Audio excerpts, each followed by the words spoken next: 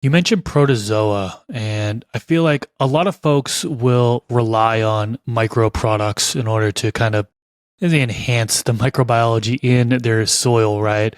And I feel like a lot of these micro products don't have protozoa in it. Would you happen to know why? No, I think because they're a little bit larger life form and a little more fragile than so say like a bacteria have a really good ability to kind of preserve themselves if they get into a dry or a hot or an undesirable condition. A lot of them have ways to just kind of like go into like a suspended animation, and then they'll, when the moisture content is correct again, they'll come back.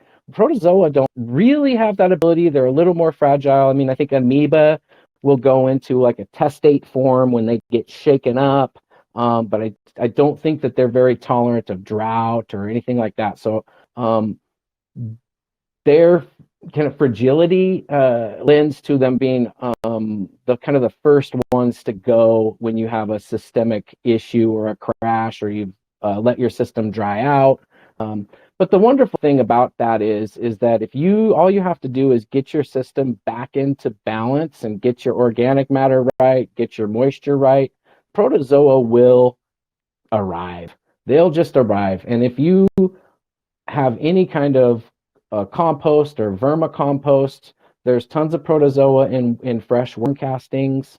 If you do a thermophilic compost, there's going to be tons of protozoa. I've never seen the Johnson Sioux kind of bioreactor material under a microscope, but I've heard lots of really good things about that composting process. So there's ways to just kind of reintroduce them into your system um, at random intervals or at set intervals to ensure that you're kind of keeping your protozoa and your bacterial to fungal populations correct.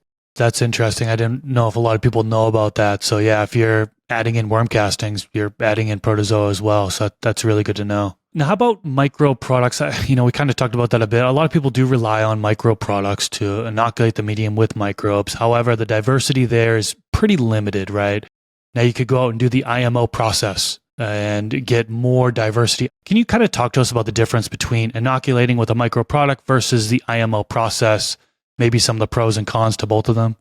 Yeah, sure. So look, I think there's a lot of kind of what are lovingly referred to as bugs in a jug products out there. And my very basic kind of rudimentary understanding of this, I'm not going to pretend to be the expert in this, but my basic general understanding is that This clip is brought to you by AC Infinity. Use discount code MrGrow at 15 to save on any of their products.